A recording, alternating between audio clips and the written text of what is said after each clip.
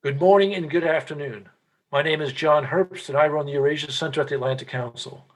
Today, we have a wonderful Zoom event for you. What does Moscow really want in Ukraine? And we have a distinguished group to discuss this conversation, to hold this conversation. We have Vladimir Karamurza, the chairman of the Boris Nemtsov Foundation for Freedom. We have Dmitry Simes, the president and CEO of the Center for the National Interest and publisher of its foreign policy magazine, The National Interest. We have Sandy Vershbow, a distinguished fellow at the Atlantic Council and former U.S. ambassador to Russia and former Deputy Secretary General of NATO. And we have Dr. Celeste Wallander, President and CEO of the U.S. Russia Foundation, and also former Senior Director at the NSC. And so I'd like to start our conversation with Celeste. Celeste, you were at the NSC in the Obama administration as Senior Director for Eurasia when Moscow began its seizure of Crimea and its covert war, or not so covert war, in Donbass. What do you think Moscow was up to at that time? Thanks very much, John, for including me in this discussion. The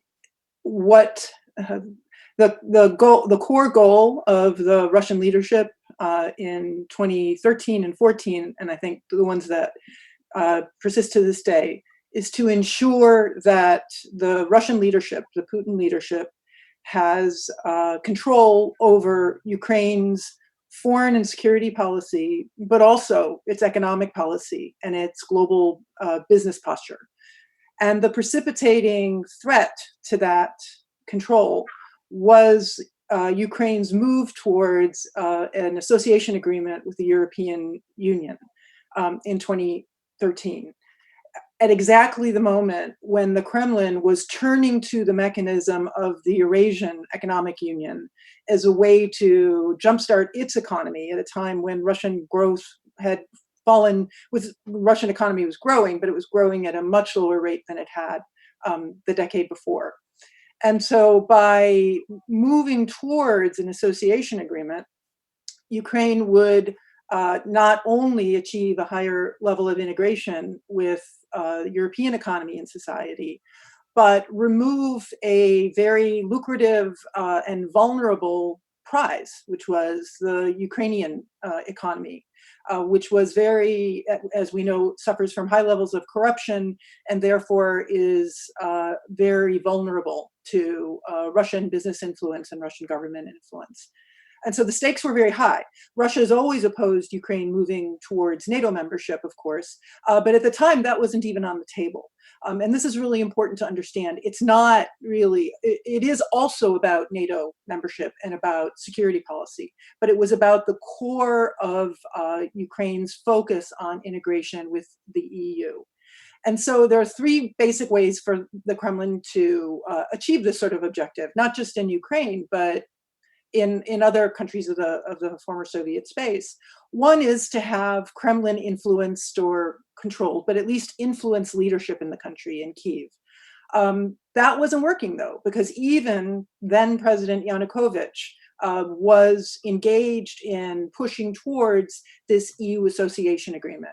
That was the main focus of Russian efforts in the fall of 2013 to turn Yanukovych away from that path. And one of the mechanisms was to offer financial assistance that was more lucrative and more fit better with, shall we call it President Yanukovych's leadership style. But then that didn't work because unlike other countries in the former Soviet space, Ukraine actually is a pluralist country with an active citizenry and civil society. And so when that mechanism didn't work,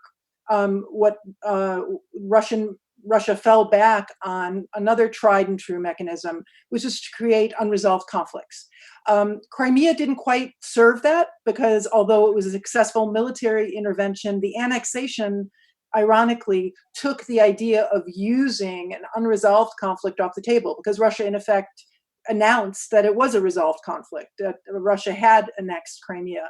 And that's when we began to see the move to intervene in the Donbass. The unresolved conflict, though, doesn't in and of itself achieve the level of control over national policy that the Kremlin has sought and used in other countries. And that's the source of the focus on this idea of a confederation or Donetsk and Luhansk republics, people's republics, having elements of autonomy an ability to influence Kyiv's national policy. And that's what's been at the core of the Minsk negotiations. That has been at the core of first Victoria Nuland's negotiations with Vladislav Surkov, and then subsequently Kurt Volker's discussions with Surkov.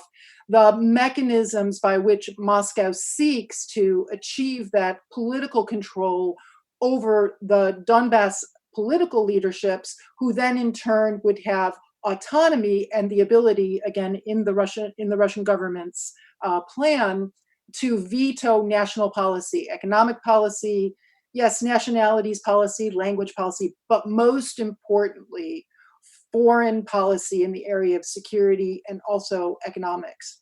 That's what's been at stake from the very beginning, from March and April of 2014, when the Obama White House sought to help to resolve the conflicts in Ukraine. And I believe those elements are consistent right now. They haven't changed. The tactics have changed, but those have been the goals all along.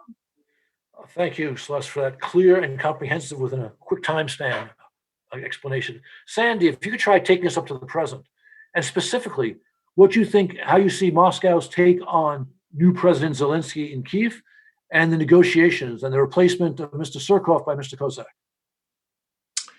Okay, thanks very much, John. It's great to be able to participate in this virtual meeting. Let me say at the outset that I agree with just about everything Celeste has said, that President Putin's strategic goals have not really changed in the 6 years since Moscow began its aggression against Ukraine.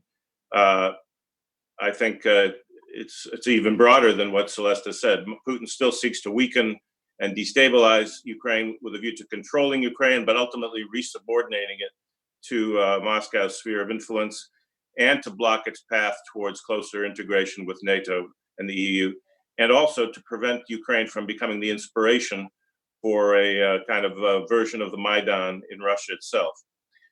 So a lot is at stake for Putin, as well as for Ukraine. Of course, the war has not been an unmitigated success for Putin. In addition to sanctions and economic stagnation, his war has actually fostered a stronger sense of Ukrainian identity and pro-Western orientation than we've ever seen. But that doesn't mean Putin's ready to throw in the towel or scale back his objectives, certainly not to make a deal on terms that most Ukrainians could accept. He may still think that time is on his side and that the transatlantic unity behind the sanctions will eventually break down without requiring Moscow to make any changes in its behavior. His latest gambit, of course, is trying to use the coronavirus as the basis for appealing for suspension of some of the sanctions right now. So if his strategic goals haven't changed very much, I think the replacement of Vladislav Surkov by Dmitry Kozak as the so-called curator and chief diplomatic interlocutor strikes me as more of a tactical move than a policy change. I think Moscow wants to test whether Zelensky, who campaigned as a peace candidate, is more ready to compromise than his predecessor, President Poroshenko, who really was loathed in Moscow, and by the end, they were barely on speaking terms. Kozak is a more low-key, a more reasonable-sounding figure. He's not known for the kind of provocative statements that were the trademark of Surkov, such as his farewell interview a couple weeks ago, in which he basically said Ukraine as a country does not exist, and that Ukrainian identity is nothing more than a disorder. Kozak will be much more polite, but he's certainly no soft liner on policy. He was, of course, the author of the 2003 Kozak plan for the federalization of Moldova, which is still Moscow's preferred template for Moldova, but perhaps also for Donbass. That being said, Kozak did earn a measure of trust in his engagement with Zelensky's chief of staff, Andriy Yermak, in the negotiation of 2 prisoner exchanges at the end of last year, and some other confidence-building measures, although he certainly drove a hard bargain in those negotiations. Now, bringing things up to date on the substance, I think Zelensky's early moves as president may have conveyed a bit of overeagerness to make a deal and to rush towards local elections in the Donbass as early as October of this year without a clear strategy for creating the secure environment and other conditions that would be needed for holding such elections in accordance with Ukrainian law. Last fall, the focal point was Zelensky's readiness to accept the Steinmeier formula. That is not an intrinsically bad idea in itself. It simply states that the special status for Donbass called for under Minsk would come into effect the day after the OSCE certified that the local elections, which are also a key part of Minsk, were free and fair. But the real question is how the Steinmeier formula is interpreted, especially on the conditions for holding those elections, as well as the content of the special status law. Zelensky wisely pulled back at the last minute in the December Normandy format summit meeting in Paris, when it became clear that Russia was still demanding autonomy that would go well beyond Ukraine's law on decentralization, and to have it enshrined as a constitutional amendment to boot. And most problematic was Moscow's continued insistence on holding the elections while Russian and proxy troops were still there and still in control of the international border, which properly remains a non-starter for Kiev.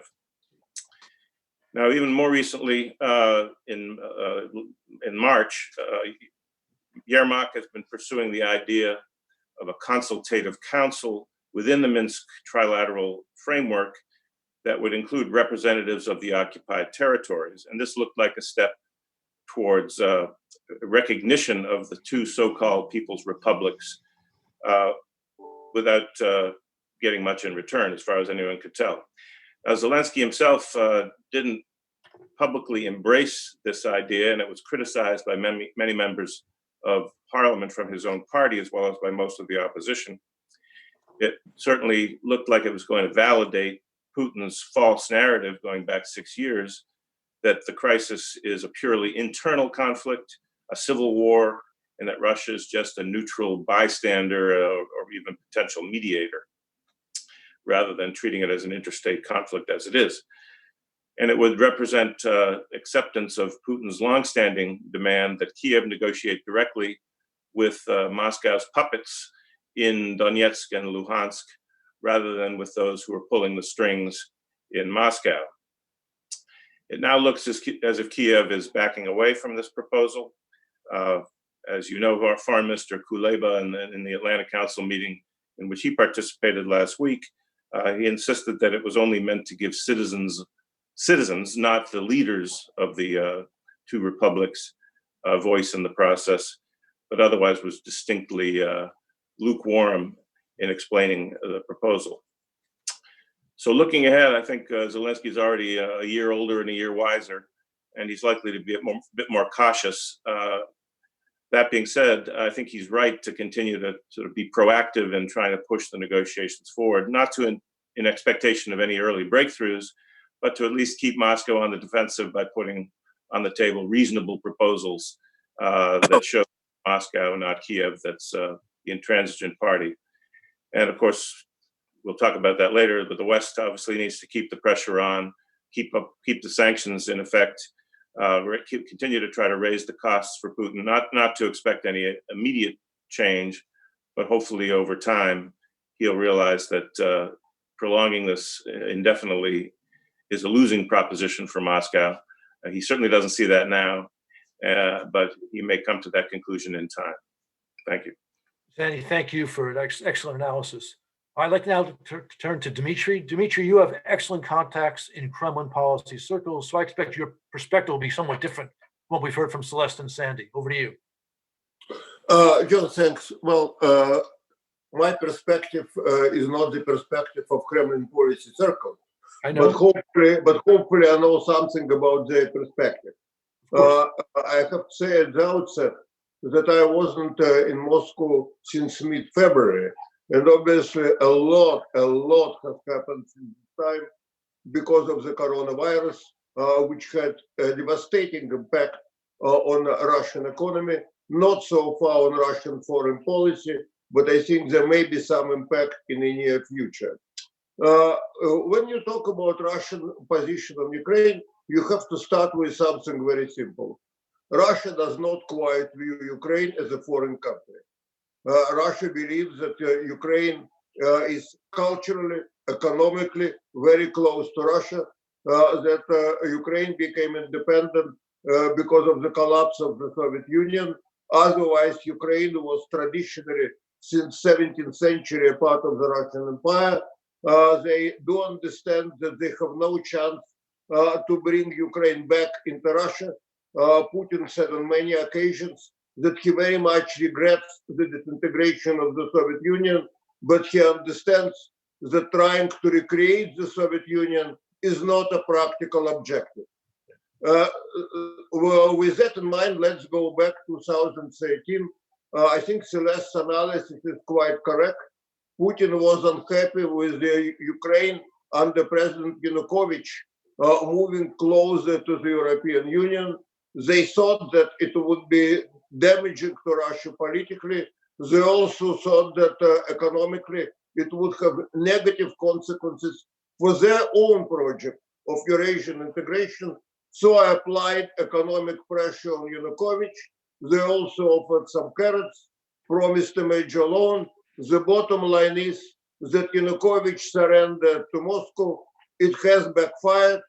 It backfired because, as Celeste said correctly, Ukraine was a pluralistic society and there was a genuine popular opposition to what Yanukovych wanted to do, particularly since Yanukovych himself for years was promising a closer relationship with the European Union. But then from the Russian government standpoint, the West, during Ukrainian public revolt, the West was not kind of an innocent, neutral observer. They believe that leaders of the European Union, the Obama administration, they played an active role in encouraging Ukrainian opposition. And when the deal was finally made between opposition and Yanukovych basically agreed to have elections which were certain to bring opposition to power. But events in Kiev went out of control. Yanukovych was overthrown, and the Russian government is saying, wait a minute. Whatever commitments Russia made to observe Ukrainian territorial integrity and sovereignty, they were based on Ukraine having a legitimate government. Once this government was overthrown, Yanukovych himself ran away from Kiev, now lives in Russia. The Russian government said they had to protect their interests, and they took over Crimea, where they already had their troops to protect their fleet.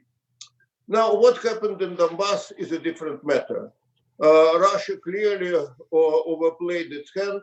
They clearly thought that what they had done bloodlessly in Crimea, they could repeat in Donbass. It did not quite work out, and so they got this frozen conflict, which I don't think is in their favor, and they cannot find at this point any acceptable solution. It's very clear that what President Zelensky is proposing now is viewed in Moscow exactly as Ambassador Vershbow have described it, with Mr. Zelensky becoming more sophisticated, Mr. Zelensky becoming more cynical about Russian intentions, that this is not something Russia is prepared to accept. Is there a road to an agreement? John, there is a road to agreement, and you have suggested it. Namely, you together with two other former ambassadors to Ukraine have suggested, as I understand it, that we can negotiate Russia being released from sanctions connected to Donbass if Donbass goes back to Ukraine. It would be a very difficult agreement for Russia, but I think it is a doable agreement when they are under such a strong pressure because of the virus and what the virus does to the Russian economy. And I think, as Ambassador Vershbow observed, it is very clear that the European Union is not prepared to remove sanctions against Russia without major Russian concession. But let me say the obvious. For this deal to have any chance whatsoever, there should be another component. And that component is NATO. I do not believe that President Putin will want and will be in a politically in a position because of Russian politics to negotiate any agreement surrendering Donbass to Ukraine unless there is a commitment that Ukraine would not become a NATO member anytime soon. Let me say the obvious. Ukraine will not anyway become a NATO member anytime soon. Everybody realizes that. So the question is, can we, with common sense and diplomatic ingenuity, find a formula which would protect Ukrainian right to eventually become a NATO member, but at the same time to provide credible assurances to Russia that NATO membership is a Ukrainian objective, but would not happen anytime soon. If this is doable, I think we, for the first time, may have an opportunity of serious negotiations to bring Donbass back to Ukraine. Dmitry, thank you very much. That was truly, truly interesting. And for the moment, you provided the headline from this session. But I'd like to give Bill Taylor credit for he was the driver of that op-ed. In any case, Vladimir, you have a very different view. You are a leader in the non-systemic opposition, to use the nerd term for those who are the true opposition in Russia. Your view on this? Thank you so much, Ambassador Hurst, for hosting the meeting, and thank you to our fellow panelists. It's great to be able to meet even in this online format, and I hope it's not too long before we're all able to sit together in one room, maybe even 6 feet apart, but in any case. As long as not 6 feet under. Yeah, exactly. That's the main objective for now. So I, as somebody who is a participant in Russian politics rather than an analyst, I'm going to try to provide kind of a domestic perspective on this. And I think on this issue, it's really easy to do so because in my view, and I know in the view of many of my colleagues in the Russian opposition, everything that has driven Vladimir Putin's policy towards Ukraine for the past 6 years, since February of 2014, the economic pressure, the relentless propaganda, and of course, above all, the direct military action through proxies in Donbass, has not been primarily about spheres of influence or geopolitical power play or imperial nostalgia, although all of these factors do have a role as well. Everything that Putin has been doing against Ukraine in the past 6 years has, in my view, been both domestically motivated and domestically aimed. There is nothing more dangerous in the Kremlin's mind, in the mind of the current regime, than the thought of a largely Russian-speaking country still to this day. The thought of a country that is so close to Russia. And ironically, Dmitry Simes mentioned this Kremlin view that they've been pushing in their propaganda messages in these past years that, you know, Russia and Ukraine are so close, they're almost the same people. Ironically, there's actually a grain of truth to that argument, not of course in the perverse nationalist imperialistic way that Kremlin propagandists mean it, but in a sense that, you know, Russia and Ukraine do have a very close culture, very close language, the same religion, so many human links, people-to-people contacts, family contacts. Ukraine, as I mentioned, is still to this day a largely Russian-speaking country. A third of it is almost exclusively Russian-speaking. And the thought of such a country turning away from the post-Soviet authoritarian model and embracing a system that, you know, for the lack of a better shorthand, we refer to as the European model, a model based on the separation of powers, on democratic elections, on institutions with checks and balances, on an independent media, and on integration into Euro-Atlantic structures, nothing could be more dangerous in the Kremlin's mind than the thought of something like this happening. Now, in his 20 years in power, Putin has seen many, you know, so-called color revolutions in former Soviet or former communist countries, from Belgrade to Bishkek to Tbilisi to Yerevan. But nothing in his mind and in the mind of his regime has been as consequential as Ukraine, because this precedent, the precedent of a successful European democratic Ukraine, is, in the view of the current regime in the Kremlin, the most dangerous precedent and the most dangerous example there could be to Russians in Russia, and especially to those younger, urban, educated Russians whom we first saw flex their political muscle during the Bolotny protest, the winter protest of 2011, 2012, just a couple of years, by the way, before the Maidan in Kiev, and whom we saw more recently in the tens of thousands on the streets of cities across Russia during the wave of anti-corruption rallies in 2017 and 2018, and most recently just last summer in Moscow in protest against the disqualification of opposition candidates from the Moscow elections. Ambassador Verzbau said it a few minutes ago that the Kremlin feared the Maidan in Kiev essentially because it could lead to a Maidan in Moscow. And although that is somewhat of an oversimplification, the essence, I think, is exactly correct. And that's not just something that lives in the Kremlin fantasy. It would, I can tell you as somebody who's been a participant of the Russian political opposition for many years, it would be a major political, human, psychological boost for us in the pro-democracy opposition in Russia if our neighbors in Ukraine were successful in their European experiment.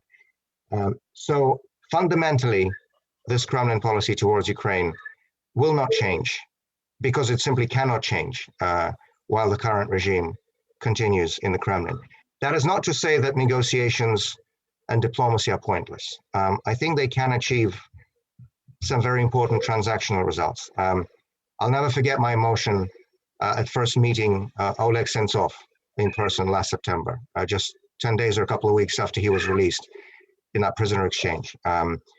Since then, other political prisoners and prisoners of war in Donbass have been released in prisoner exchanges. The ships seized in the Kerch Straits have been returned back to Ukraine, as by the way was one of the requirements back in June of 2019 for the return of the Russian delegation to the Parliamentary Assembly of the Council of Europe.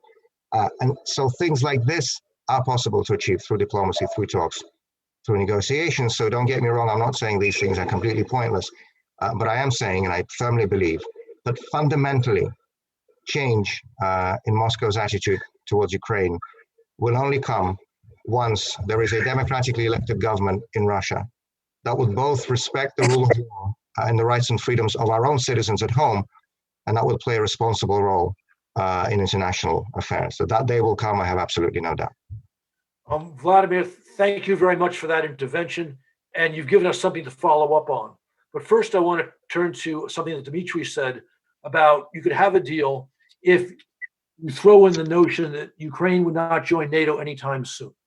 That's a very interesting formulation. I'd like to turn to Sandy to address that. Does he think that this is a possible play to advance towards real peace in Donbass, ending the Kremlin aggression there? Then we'll come back to Vladimir's point. Yeah. Sandy, over to you. It is indeed a very complicated question, whether any understanding could be reached on NATO. I have to say, though, it's quite ironic that Putin started this back in 2013 when he had a real sweetheart deal with Yanukovych, who had formally taken NATO membership off the table, passed legislation that was supported by the majority of Ukrainians that Ukraine would be a non-aligned country, a non-bloc country. And so it really backfired not only on the EU, but it backfired on NATO when he twisted Yanukovych's arm to back away from the association agreement. But anyway, coming back to the present time, I think there's a lot that can be done to make a deal on the reintegration of Donbass possible, including international peacekeeping forces and things like that. But Dmitry has rightfully said that Putin may need something on NATO. But I think from the NATO point of view, and I've lived and breathed the air in Brussels for many years, I'm a little biased, but I think that NATO and NATO leaders cannot abandon the fundamental principle that Russia itself has endorsed about 10 times in the Helsinki Final Act, the NATO-Russia Founding Act, that every nation has the right to choose its own security arrangements. And it would be hard to even formalize a delay in any NATO decision. But perhaps there's a way, as many often say, if you can't find a solution, broaden the question. Maybe some kind of new effort to update European security architecture, working with the Russians, with the Ukrainians, with other allies and other countries in Europe, to come up with some new framework that would enable all countries to recommit, first of all, to those basic principles, which we need Russia to come back into compliance with, but perhaps to establish some new confidence building processes for transparency, for military risk reduction, that could create a more benign environment in which the NATO issue would not be quite as kind of dominant in the debate. As Dmitry said, in practice, NATO membership is is not going to happen anytime soon. It's the Ukrainians aren't ready, even if NATO suddenly came into total agreement that they wanted to integrate them. But maybe broadening the problem, talking about European security, creating new ways for Russia to feel that it is a part of the decision-making process rather than on the outside looking in, could be a way forward. Okay, Sandy, so therefore, I thought Dimitri's very vague formulation of it, no, not anytime soon, Yeah. might allow for some working on this. You're saying you don't see it, just yes or no? Well, I mean, there may be private conversations. I think the more you want to formalize that, the more difficult it becomes for Western leaders who have repeatedly pledged to respect that principle of eligibility and even to state that Ukraine will someday be a member of NATO. Okay, That's fair already enough. pretty vague. Okay, that's fine. That's fine. All right. I'd like to pick up on Vladimir's point regarding how your Vladimir's judgment that under the current circumstances, under President Putin's regime, it's impossible to imagine Russia getting out of, or almost impossible, getting out of Donbass and leaving Ukraine alone. Dmitry, your assessment of that. Do you think that Putin could make that decision without damaging consequences to his control? Well, let me say first that what Vladimir said about successful democratic Ukraine being a challenge to the Putin regime, that's exactly right. And I'm sure that this is a consideration as far as the Russian decision making on Ukraine is concerned. But I don't need to tell you, John, that leaders do sometimes not what they want and not what is easy. They look at choices. Some choices are very hard, but if you come to a conclusion that any alternative is worse, you may want to reach some kind of a compromise. So without disagreeing fundamentally with Mr. Karamurza, I would simply say that paramount immediate objective for Putin is to find a way out of the Ukrainian crisis.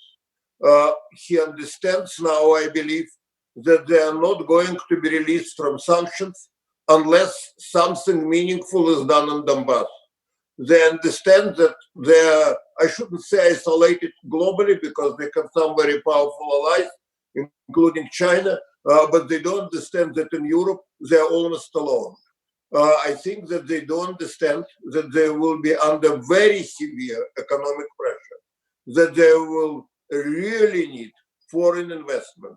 And for all of that, a compromise on Ukraine, I think, is probably a necessary solution.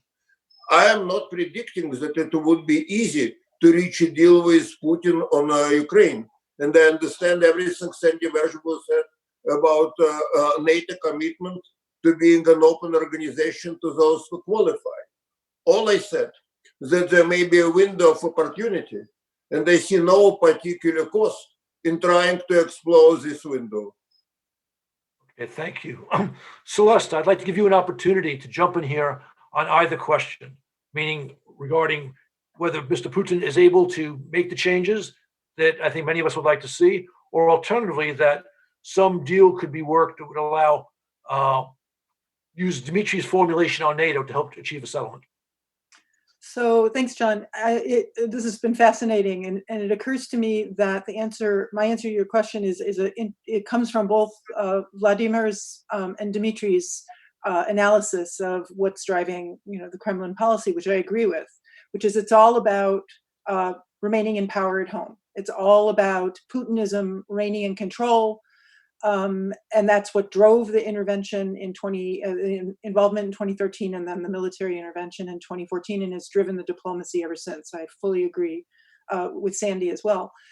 What's interesting is that Dmitry has pointed to this new variable, which raises the economic challenge to Putinism in ways that go beyond sanctions and go beyond the actions that the international community, led by the United States and the EU, in pressuring Russia through sanctions, and also the economic pressure that the Kremlin has put on itself by creating a very hostile business environment, by driving away young, successful entrepreneurs through, internal corruption and tax policies and the predation within its own business culture. And so what Dimitri pointed to, and I think it's an intriguing thought, is that it's not just coronavirus itself.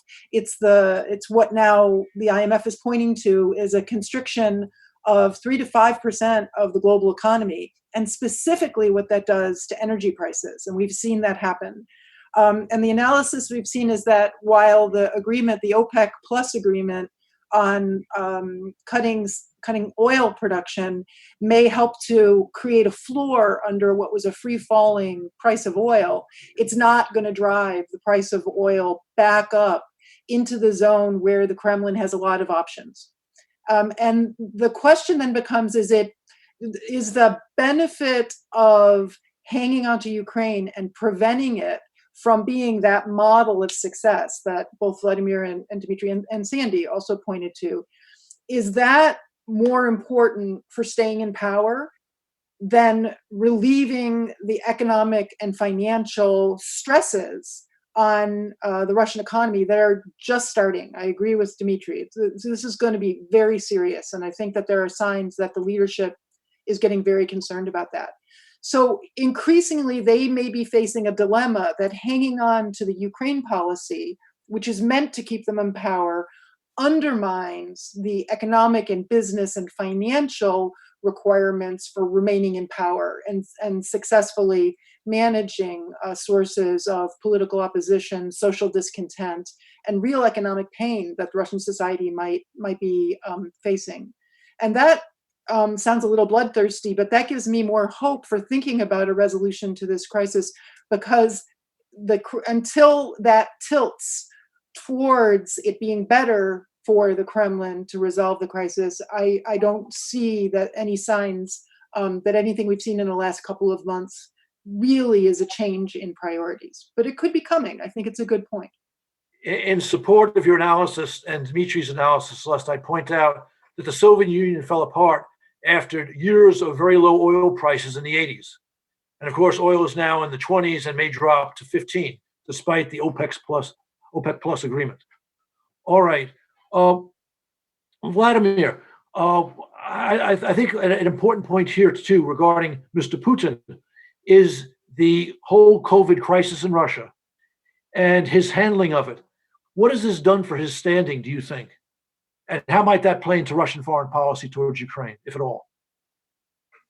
Well, before we even start talking about the kind of fallout from the coronavirus crisis, I think it's very important to mention a couple of weeks ago, there were two major studies published by the Levada Center, which is the last more or less independent, reputable polling agency in Russia.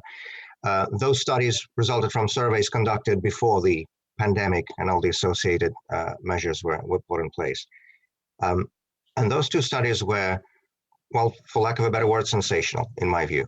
I think it's important to qualify any polling study, any survey conducted in a society that lives within the constraints of an authoritarian regime.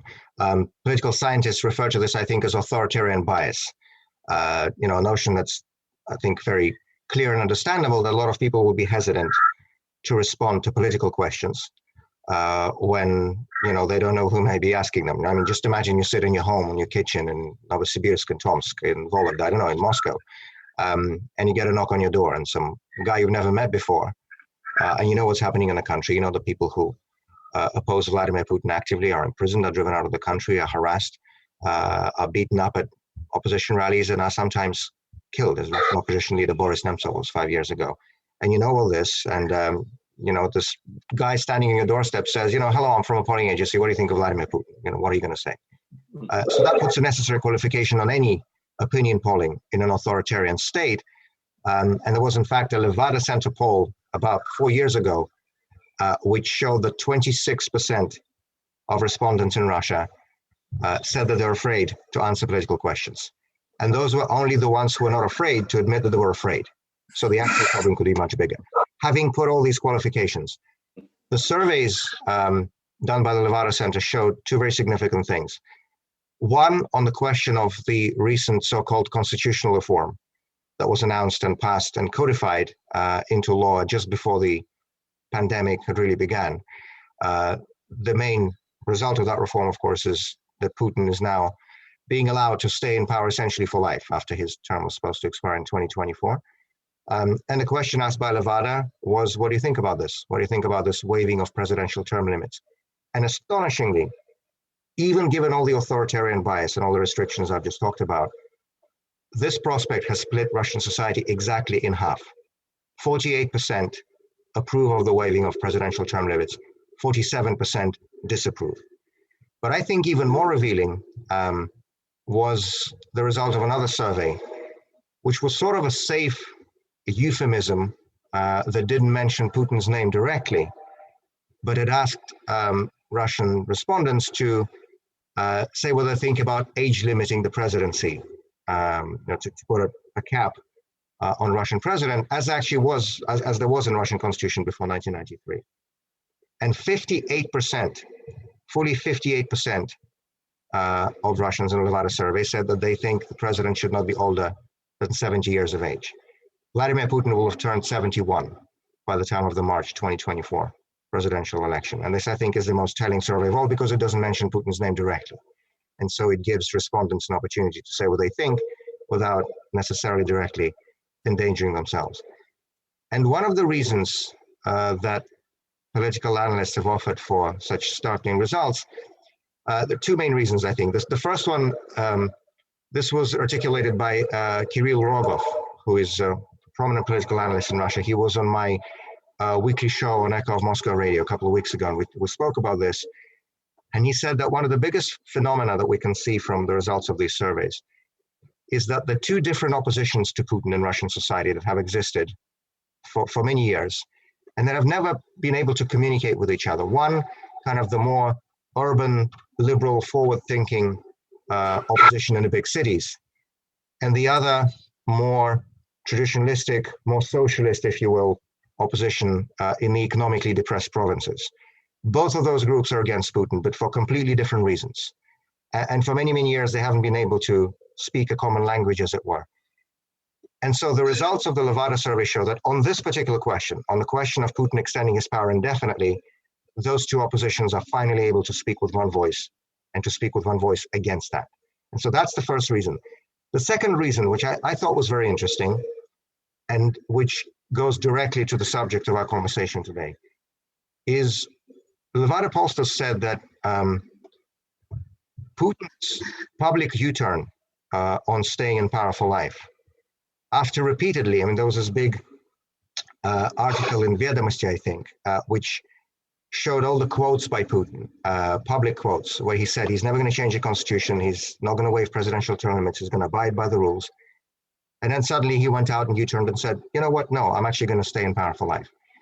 And so analysts are comparing this U-turn to Yanukovych's U-turn in 2013, when after he repeatedly promised to sign an association agreement with the European Union, and for that he was forgiven for the many other things associated with his regime, he U-turned and said he won't, and he finally did not in Vilnius, as we know, and we know what happened next. So many analysts now are saying that this public U-turn by Putin on his presidential term limits represent the same kind of breach of public trust that Yanukovych's U-turn on the EU association agreement representing Ukraine in 2013. That's certainly very interesting analysis, and I think that goes a long way in explaining these figures, because many of the people who had been loyal or at least neutral about the Putin regime, thinking that, okay, it's not too far until 2024, he's going to be gone, then things are going to change. Now, even those people are realizing that unless they actually start doing something, he's not going to be gone and things are not going to change. And that resulted in a market shift in Russian public opinion, and I think that's very significant. I think that's really, really interesting. Okay, thank you for that. All right, we have questions from our viewers. We have a question from Hans-Peter Midtung, a former defense attaché in Kiev, pointing out that there have been several revolutions in Ukraine, the Orange Revolution, the Maidan Revolution, and asked whether it's possible to create peace in Ukraine without taking into account the wishes of the Ukrainian population. And this comes to the issue, for example, we were talking about Ukraine and NATO. So, Sandy, if you want to take a shot at this. Yeah, well, that's an absolutely important point, that no matter what the great powers may think is the right way forward, the Ukrainian people have a vote, and they've shown through their willingness to protest and even bring about the flight of their president in 2014, that they're not going to necessarily accept what the great powers decide. We've seen that over the years with the Hungarians and the Czechoslovaks during the Soviet period. So that's why I think you need to come back to these fundamental principles of the Helsinki Final Act and true respect for sovereignty of states, that they have the right to choose their own future.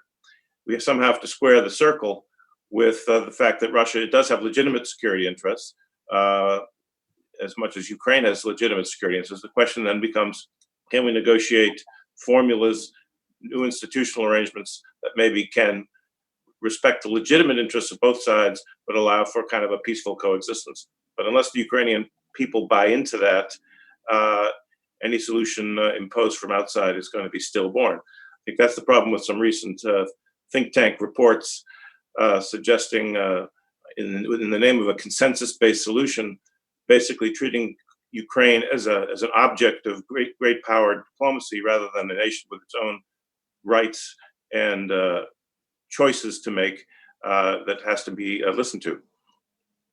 Okay, thank you. We have a question from Leo Mikel. Says Dmitry Syme suggests that Putin could be appeased by some sort of agreed declaration on putting off Ukraine membership in NATO. He asked, wouldn't this be kind of a Russian droit de regard over NATO membership? Wouldn't Putin would his next logical step be to insist on a similar assurances regarding Finland and Sweden? Dmitry, if you want to take a crack at that, I'd appreciate it. Well, I'm sure that if Putin could write a text about the Ukrainian future, he would not object to Ukraine becoming Finland. Actually, his ambitions may go even beyond that. But if we're talking in practical terms, it's very clear that Ukraine is not about to become Finland. As Sandy Vershbow just said a minute ago, Ukraine is a country with its own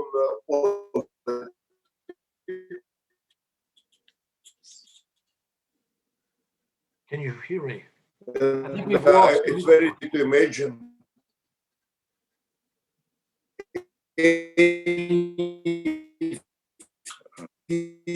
Have we lost Dmitry?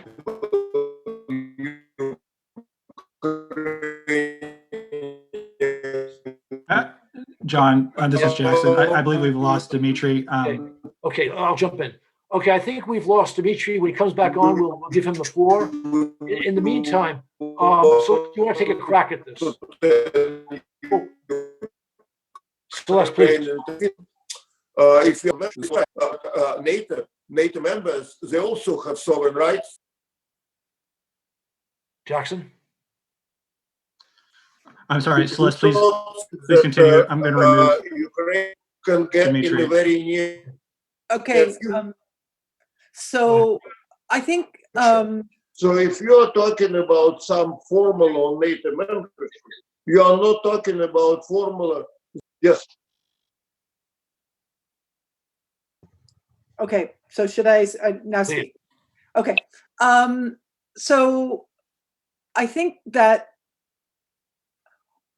I would support, Sandy's analysis of the constraints on NATO taking some kind of diplomatic step to, rule out or distance Ukrainian membership in NATO for the reasons he suggested. But I think that this really is what Dmitry has suggested is really about Ukraine and would not itself. I think this is where he was going, and I would agree with him that. Were there to be a diplomatic agreement on stating that, yes, Ukraine will be a member of NATO someday, but, not in any of our lifetimes. I'm not advocating it. I'm saying were there to be part of a solution in that. that would not lead down a slippery slope of Russian veto over Finland or Sweden or any other countries. So I don't know that a principle that I wouldn't connect those two. And it comes back to what would be the danger of such a move. And I again, going back to something that Sandy was I think alluding to, is if this came from Ukraine, if a President Zelensky brought to the table an agreement that and he would have to be the one to sell it to his own population, and that would then be consistent with European and democratic principles. That could be part of a package, and that could very well be part of what the Kremlin would seek in a package. I remain a little more skeptical than Dmitry that would be enough, because I think it really does come back to some of the other aspects that Vladimir was talking about, the model of a democratic Ukraine. And I think the economic part and the business interests are a big part of it. But could it be part of a package in which the Kremlin was feeling more constrained by a global recession? It would be possible, but it would really, I think, have to come from Ukraine. I don't think NATO would be, or most NATO members would be in a position to take the lead on this. But I think the danger could be limited if it were a choice of, undermining the principles of free choice and sovereign choice, if it came from Ukraine itself. So I hope that kind of squares the circle, and I hope that wasn't too in disagreement with what Dmitry was heading towards. And Jackson, if you can hear me, we'll see if we can get Dmitry back on the line for a final word. Yes, we have Dmitry back on the we have a question from Danil Galperovich. What is the future of so-called republics in eastern Ukraine? Because now a large group of the population there doesn't trust Kyiv and ultimately wants to join Russia anyway. Sandy, I'll let you have a shot at that. Yeah, well, I think that the leaders installed by Moscow, and maybe some diehard supporters of these so-called people's republics, may be more interested in joining Russia. But there's millions of people who've been displaced, who are refugees, or the silent, suffering majority inside the occupied territories, whose views need to be better known and taken into account. So I don't think it's a given that the majority of all the residents, including those displaced, would necessarily want to be absorbed by Russia. I think the key is to create conditions in which there can be genuinely free and fair elections, starting with the local elections envisaged by Minsk, which implies not holding those elections under the barrel of a gun, creating space for Ukrainian political parties and media to operate, and then after some transitional period, to give the people a real opportunity to choose their own path. So that, of course, is essentially what the Minsk agreement as written is supposed to bring about. But clearly, Russia has not been prepared up until now to agree to any such legitimate conditions. I agree that the economic pressures and the cost of the coronavirus crisis may change Putin's calculus down the road. I too was struck by those Levada Center polls that Vladimir just mentioned. But I think he still has hopes that he can get a lot of this for free without making concessions, to get the sanctions relief in particular. And one additional thought, coming back to the discussion about NATO and guarantees for Putin. I think Russians need to recognize that if Zelensky is going to make any voluntary choices along the lines Celeste suggested, which would be a big difference than the West imposing such a choice on him, Crimea has to be brought back into the discussion too.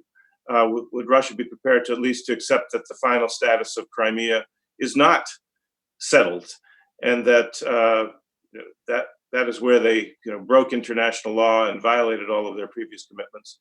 Is Russia prepared to put Crimea on the table as much as they want Zelensky to put NATO on the table? That's an interesting point. Dmitry, I understand you're back. I'm sorry that we lost you for a brief time. If you'd like to comment regarding Sandy's latest observation about Crimea, that would be welcome. In my view, Crimea would be a deal breaker I think that while there is no political consensus in Russia, even among the Russian elite regarding Donbass, and I think it can be negotiable, the Crimea is in a totally different category. You may agree with Sandy completely regarding Russian aggression in Crimea, but if you are talking about reaching any kind of a deal, I think Crimea is an issue which better remains a kind of untouchable for now, which does not mean that it cannot be raised in the future. Let me come back to Mr. Karamurza's point about the domestic component and how important it is for Putin. That's true, but it obviously works both ways. If our objective is to deprive Putin of legitimacy, you may even want to continue with the current crisis, which would remain a political burden for Putin. But conversely, if we want to return Donbass to Ukraine, normally when you want to reach an agreement with somebody, you kind of allow them at least a glimmer of hope that it would be in their interest. And if we have a situation when Donbass returned to Ukraine with provisions like amnesty, with provisions like limited autonomy, kind of provisions which are incorporated in the Minsk agreements, and if there would be a point about NATO, I think that Mr. Putin may think that is in his favor. I don't think he would like it, but in terms of available choices, that may be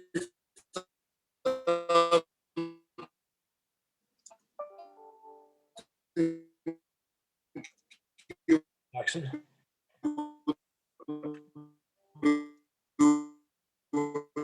It looks like we've lost Dimitri again. Okay, let's move to someone else. See, make sure he doesn't jump back in then. Yeah, Unfortunately, we seem to have lost Dimitri a second time. Vladimir, I'd like to give you the final word. We only have 3 minutes left. If you could, one, comment on the whole Crimea question, but also if you give us 1 minute after that on Putin and COVID-19, what's it's doing for his political standing, if anything. So I'll start with this, where we left off the conversation about the Levada surveys. Those were done before the pandemic has begun. And now there's a growing consensus, not just in Russian opposition, but I think in Russian society, that the measures that the Putin government is pretending to take to help those people who have been hardest hit, especially the medium and small businesses, just as in other countries, have been hardest hit by this pandemic, and the restrictive measures are nowhere near adequate enough, especially given the size of the reserves that Putin and his government have amassed, largely thanks to high oil prices over the past several years. And for all of those years, they were saying that these reserves are there for a bad day, as it were. When things get really bad, this is when we're going to use them. Well, things did get really bad, and they're not using them.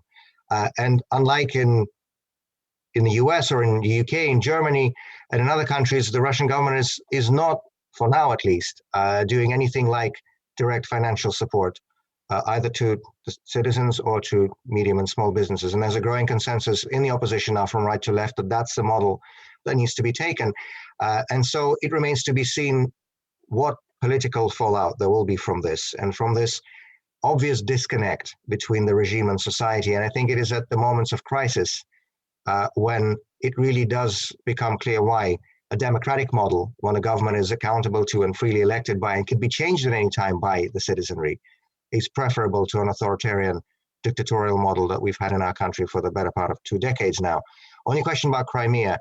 I wish I could say that there's a ready recipe from the Russian opposition of what to do with Crimea once things change and once we enter a post-Putin period, which will happen sooner or later. One of the most difficult things to do in Russia is try to predict political change. This wasn't done in 1905. This wasn't done in 1917. This was not done in 1991. This is not going to be done next time there is political change in Russia. But we know that nothing is forever, and Mr. Putin is not going to be the sole exception to that. So things will change. And there is no ready recipe from the Russian opposition of what to do with Crimea. I think this is going to be probably the biggest headache that the Putin regime left to whoever succeeds them. The only thing I can say is that there is an established consensus among the opposition in Russia. Of course, I'm talking about the real opposition, not the puppet parties that sit in the dupe, but the real opposition. What you, John, referred to as a non-systemic opposition. That what Putin did in March of 2014 directly violated international law, directly violated Russian law, by the way, as well, and our country's obligations internationally. And so that something will need to be done about this is absolutely clear. And just one very quick point, because I'm very grateful to be on this panel with Ambassador Vershbow, because we had a discussion with him a few years ago about a meeting that took place in December of 1991 in Brussels at the NATO headquarters, a North Atlantic Council meeting, at which I wasn't, of course, and he was in the room. So I'm very grateful to him for filling me in on some of the details of that meeting. But in a nutshell, it was a meeting the day after the red flag was lowered for the last time over the Kremlin, the day after the Soviet Union ceased to exist. And at the end of that meeting, the Russian ambassador to NATO, Nikolai Afanasievsky, read out a letter from Russian President Boris Yeltsin addressed to Manfred Werner, the NATO Secretary General, in which the President of Russia, for the first time, officially raised the question of future Russian membership in NATO. And although I wasn't at that meeting in the room, I did read through the press from that period of time. And all the news stories, including in the US newspapers, were that NATO officials and Western officials were so startled by this proposition that they didn't know how to respond. And in the end, no response to that letter ever came. I'm a historian by education, and I think history should offer us valuable lessons for the future. And several panelists today mentioned this phrase that, in our lifetime, this is not going to happen. In a foreseeable future, this is not going to happen. The honest answer is we do not know what's going to happen in the foreseeable future in our lifetimes, and the scenarios can be very wide-ranging. And I think it is very important, not just regarding Ukraine, but regarding Russia as well, of course. And I think it's very important for far-sighted and responsible policymakers to be ready and prepared, even for those scenarios that seem implausible today, so that they do not repeat the mistake that was made by NATO towards a democratic Russia then in December of 1991. Okay, Vladimir, thank you very much. Jackson, I don't know if Dmitry is back. If he is, we'll let him say something. Otherwise, I think we'll probably have to close. We were not able to get him back in the line. All right, thank you. Well, thank everyone for listening. I'm sorry for the technical difficulties. I hope you enjoyed the discussion as much as I did. And thank you very much to our panelists who did a wonderful job, including the absent Dmitry. Thank you all. Thank you so much. Thank you.